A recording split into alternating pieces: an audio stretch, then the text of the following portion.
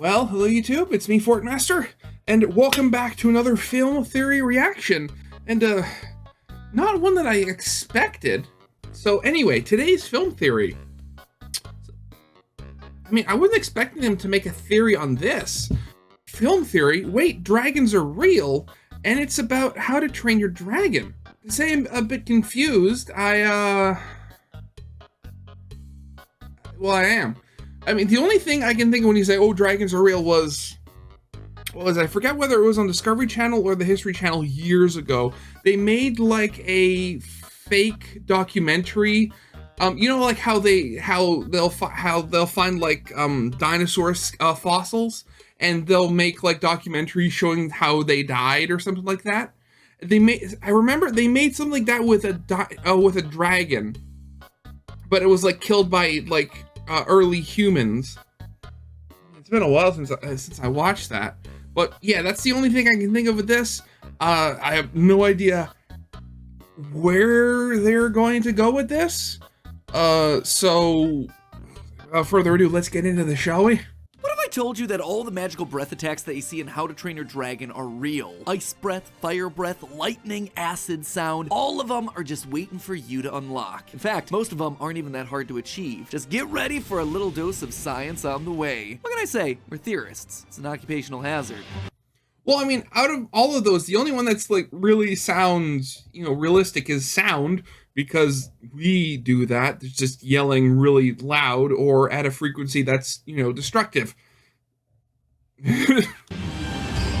Hello, Internet! Welcome to Film Theory, the show that's been drag on you to learn things since 2015. When it comes to fantasy creatures, nothing is quite as iconic as the dragon. And right now, they seem to be undergoing a bit of a renaissance in pop culture. House of the Dragon basically saved the Game of Thrones IP. There are whispers of a new Spyro game in the works. There's the new Dungeons and Dragons movie with a TV show not far behind. And the D&D Live Stream Critical Role has had 2 seasons of their show adapted into the genuinely fantastic Legend of Vox Machina.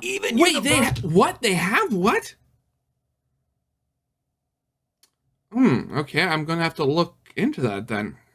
Universal is starting to get in on the trend, announcing that they're gonna go the Disney route by giving How to Train Your Dragon a live-action remake. And that's in addition to the 19 seasons of television that they've already made out of this thing. And so with all this dragon talk going on, I decided to rewatch the entire How to Train Your Dragon series. And of course, my How to Train Your Dragon was such a good movie. Why do you have to ruin it? Brains do. It started overanalyzing everything about the film. Specifically, I was fascinated by all the different breath attacks that the dragons in the world seem to have. Sure, you got yourself your classic fire breath, but over the course of the series, we also learn about that wasn't fire breath. That was like water, molten slag, ice, acid, even sound. The creatures that use all these attacks are also really diverse in terms of their size and appearance, which got me wondering, is any of this actually possible? What would animals who use these sorts of attacks actually look like? How to Train Your Dragon puts a surprising amount of care into their dragon designs, but do they actually hold up to real-world scrutiny? Well, saddle up, loyal theorists. Today, we're looking at the biology of these dragons to see which of the breath attacks are the most watched much of the Let me tell you, of the TV show. I remember watching some of it. In the real world, the most effective power isn't the one that you'd expect. So I think we should just go ahead and get the granddaddy of all dragon breath attacks out of the way first. Fire. The iconic fire breath. Now, obviously, no lizard or reptile in nature actually straight up breathes fire like a dragon. That's an entirely fictional thing from myth. But believe it or not, this sort of thing is very feasible in nature. And we can say this thanks to an itty-bitty little insect called the bombardier beetle. Now, I've already talked about this in detail in an episode about the terrifying truth of fire Pokemon over on our sister location Game Theory, so just to quickly sum this one up, when threatened...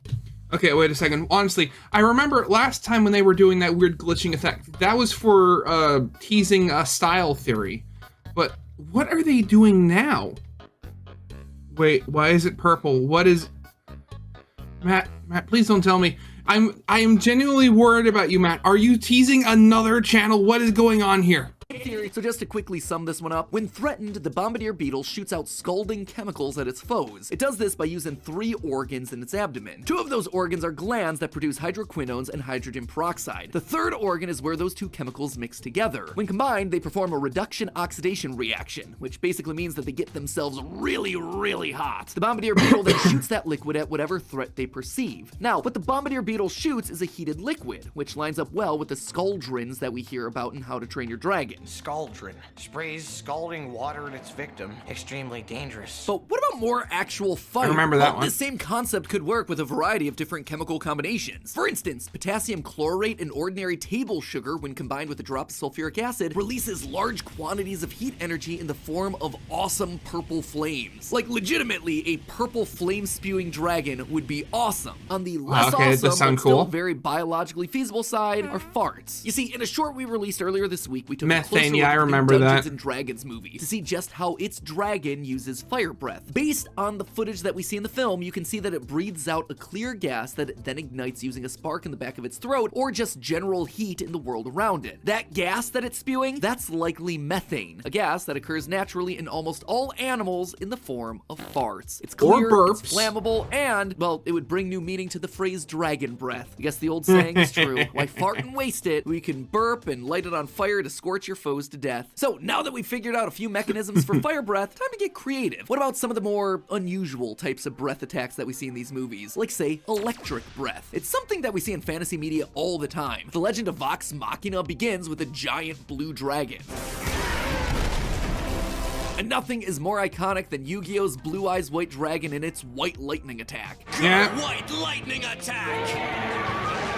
Oh, classic Yu-Gi-Oh! Except both of these examples result in one major problem: electricity is unpredictable. Electric charges are created when electrons jump between objects. Since electrons are negatively charged particles, having fewer electrons creates a positive electric charge, and having a bunch of extra electrons creates a negative charge. And when the difference between the positive and the negative get big enough, the electrons jump to balance themselves out, to become neutral again. The problem is, it'll do this with literally anything it can find. The electricity doesn't care. It'll just go to the closest thing that it can trade electrons with. But for an electric breath attack to work, the dragons wouldn't just need to change its electron count, it would also need a way to make sure that its target was the best option to transfer electrons with. And the only way to do that would be by manipulating the amount of electrons the target has. That said, directing lightning can be done. Back in January of 2012, reports started to circulate about the US Army testing a lightning weapon, one that was able to attack using 50 billion watts of energy. How'd they manage to control the lightning? Using a laser. It was called the Laser-Induced Plasma Channel, or LIPC for short. Basically, how it worked was that a laser would put out a pulse of energy. This pulse had to be incredibly brief, only about 2 trillionths of a second, but that was enough to create a path for the lightning to follow. Before that, in 1993, the US Air Force and Naval Weapons Research Divisions both successfully conducted tests into plasma railguns, devices intended to capture plasma and then launch it in specific directions. Basically, they were trying to weaponize balls of lightning that So they were literally trying to make the plasma gun from Doom. were hotter than the surface of the sun and could detonate with an explosive force of 5 pounds of TNT on contact, all while discharging an electromagnetic burst that could scramble most electronic devices in the area. And while that was certainly impressive, what was even more impressive was this thing's name, Project Marauder, with Marauder actually being a real acronym that stood for real words that made sense. Get this: magnetically accelerated ring to achieve ultra-high directed energy and radiation. Slow clap. Wow, imagine that. An acronym that actually makes sense. Wow. I hope that someone got a raise for coming up with that one. And while both projects did wind up being successful, the only problem were the power demands. They were too high for weapons that had such limited range, which made them impractical, and the projects went away. Well, that's the main thing. Like they're like testing out rail guns right now. I mean, that's the same thing. Well, one, power demands, and also just the main fact that like you shoot the gun itself can only fire off, I think it was like 1 or 2 shots before you have to replace the entire like magnetic strips of the barrel, quote unquote, because they disintegrate from all the heat. In short, the best way of making a lightning weapon work for both the military and by extension our dragon friends is to get really darn close to the intended target, which then encourages the lightning to jump over to them. And there are creatures that do this exact thing. The most famous of these is obviously the electric eel, which is able to release powerful electric shocks upwards of 650 volts, 5 times more powerful than a standard US wall socket. It then uses those shocks to stun their prey so they can eat them. Believe it or not, this actually lines up really well with what we see in How to Train Your Dragon. Rather than launching targeted lightning beams from his mouth, Toothless is instead able to create smaller electric sparks around its body. In the hidden world, Toothless seems to create electric potentials all across his own body, resulting in electricity crackling across his skin before lightning from a storm cloud ultimately hits him. In short, How to Train Your Dragon gives us the most realistic portrayal of what a dragon's lightning powers would have to look like in real life. Moving on to the coolest of the attacks that we see in these movies, Ice Breath. See what I did there? I said cool and you thought that I meant cool as in awesome, but I meant literally cool, like from a temperature basis, thermodynamically cool. Just wanted y'all to appreciate the layered nuance that goes into these streamy award-winning scripts. Anyway, in How to Train Your Dragon 2, we meet the Bewilder Beasts, giant dragons that breathe out super cooled liquid that's able to freeze on contact. Now, know what you're saying? A reptile that breathes ice. Sounds impossible. And you're not wrong. As cold-blooded animals, reptiles and ice just don't mix all that well. You ever seen a lizard just out in the wild, hanging out in a rock, baking in the sun? It's doing that to get heat from the rock and the sun to regulate its body temperature, somewhere between 12.5 to 35 degrees Celsius or 54.5 to 95 degrees Fahrenheit, depending on what animal you're talking about. Yeah, cold-blooded does not mean their preferred operating temperature. It means they do not produce heat of their own. For those of you that didn't know. Much higher than the temperature of ice. But if we stop and take a look at how the Bewilder Beasts act in the movie, we can actually find a scientifically feasible explanation for this breath weapon. In fact, it would actually function very similarly to fire breath, except in reverse. You see, explosions and fire, well, those are exothermic reactions. They're chemical reactions that release a ton of heat. To create ice breath that freezes on contact, our dragons would need to create the exact opposite reaction. They would need to be super cold. An endothermic reaction, where the reactants absorb heat energy from their surroundings, thereby making things colder. And we actually have the perfect example of this in our day-to-day lives using instant ice packs. If you've ever gotten into an injury, these things are clutch. And the beauty of them is that they're just super simple. The liquid inside the cold pack is just water. Easy. But inside the water is another tube that contains ammonium nitrate, a common ingredient of fertilizer. When you bend the ice pack and cause the inner tube to break, that ammonium nitrate salt dissolves into the water around it to create an endothermic chemical reaction that absorbs heat. This reaction then causes the water to cool down and the pack becomes ice. Now just look at the Bewilder Beast as he breathes. He's breathing out a liquid that freezes into ice on contact. Just like with the fire breath, the dragon could store water in one side of its body and the ammonium nitrate in another. That would then allow the dragon to keep a stable internal body temperature despite being a cold-blooded creature. The chemical reaction that creates the ice isn't happening until after it breathes out those two reactants. It's a cool attack that would be powered by even cooler science. And heck, if the animal needed more protection, maybe it's insulated with layers of blubber, like some ancient reptilian dinosaurs had. That would explain why the Bewilder Beasts are just so naturally big. But now let's switch gears into something completely different. Something that really starts to get us out of the realm of fantasy. In the original How to Train Your Dragon, the Thunder Drum Dragon uses a sound-based breath weapon. When startled, the thunder drum produces a concussive sound that can kill a man at close range. Surprise! We already have animals in the real world that use sound like a gun. Case in point, the pistol shrimp. This little guy is no joke, and its power comes from this. I was gonna say, like, does that count as sound? But I guess, waves in like a liquid medium. Sound is basically the same thing. Yeah, never mind. I won't argue semantics. Massive claw. When it wants Matpat has put a lot more work into this than I have. Rock, it's able to snap the claw shut quickly enough to shoot an air bubble at whatever it's aiming at. At long ranges, that makes a loud, scary sound, but at short range, it can stun or flat out kill any other small shrimp or fish. Again, exactly like what we hear about with the Thunder Drum. Produces a concussive sound that can kill a man at close range. And when you look at the science here, it's easy to see how they're so lethal. The snap of the claw produces a sound that can reach 218 decibels in volume underwater. Just how loud's that? Well, a whisper, it's roughly 30 decibels. And remember, decibels, they get exponentially more powerful the higher the number goes, remember. Normal conversation is about 60 decibels, and a rock concert hits at around 120 decibels. But decibels rise exponentially. That means that a 10 decibel increase makes the sound 10 times louder. The 218 decibel pistol shrimp is roughly 10 billion times louder than the 120 decibel concert. Yep, you heard that right, billion with a B. Now, the numbers there aren't going to exactly line up one-to-one with what you'd probably expect because sound works differently underwater. It's muffled by the different pressures, but the sound is powerful enough that American submarines used to use reefs full of pistol shrimp to hide from Japanese sonar. And as you can see here in this video, the pops made so of course they use a nuclear submarine instead of a picture of a World War II submarine. By the pistol shrimp are incredibly loud compared to their size, audible even through aquarium glass.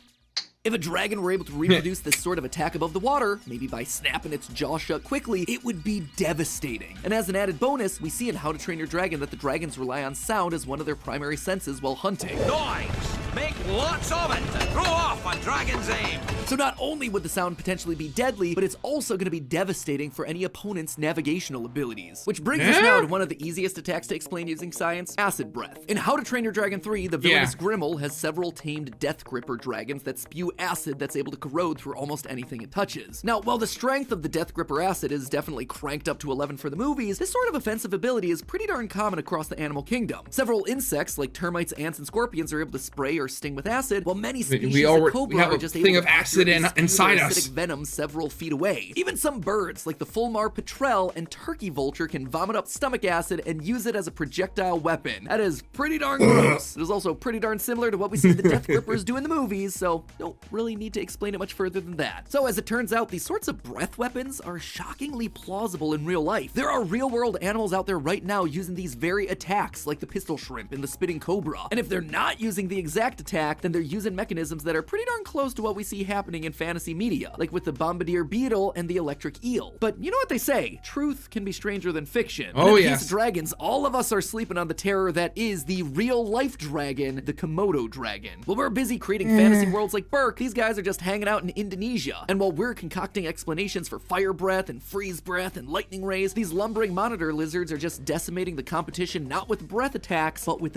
bite attacks. The Komodo dragon has a very powerful venom that's generated in several ducts between their teeth, injecting that venom into anything it wants to eat, or just eat later. The venom contains over 50 different toxic proteins, a deadly mix that rapidly decreases the blood pressure of its victim, expediting blood loss and sending their bodies into shock, rendering the prey too weak to fight back. The Komodo dragon then just rolls over and eats them at their leisure, and the craziest part of it all, it is so effective that the bite doesn't even need to be that strong. Studies have shown that the Komodo dragon's bite is weaker than that of the common house cat. As long as it pierces the skin, that's all it needs. In the end, for as fantastical as dragons may seem in pop culture, the science is right there in the nature around us. Sure, the pistol shrimp might not be sitting atop his hoard of gold, might not be able to ride a Komodo dragon as majestically through the air as Hiccup on top of Toothless, but the animal world is crazy, and we're understanding more about the wonders of how it works every single day. World is absolutely nuts. Technology and screens and CGI, we often overlook that our world is already a really cool place filled with incredible creatures. Sometimes it takes a fictional series to help us appreciate the real-life wonders around us. But hey, that doesn't mean that we should be... Yeah, so that's just awesome. I love stuff like, again, this is the stuff that I love. So I think the only dragon they didn't, or like the only like mainstay quote unquote dragon was, I forget, the round one. If I remember correctly, granted it's been a long time since I've seen How to Train Your Dragon, but if I remember correctly, its breath wasn't actually breath, but like it ate rocks and then it threw up like molten rock or something as its like breath weapon. I think that's what it was. But yeah, I mean, I watch game theory not because I know everything, but because I know I don't know everything. And just these little bits of what would you call it? You know, art imitating life. Yeah, that would be how you put it. It's just, you know, as you said, like the world's a big place and life has had a long time to try to figure out any number of weird ways to fight and defend itself with. So, yeah, that'll be it for this. As always, original is linked in the description. And I hope you guys liked. If you did, leave a like, subscribe if you have not. And I'll see you guys next time. Goodbye.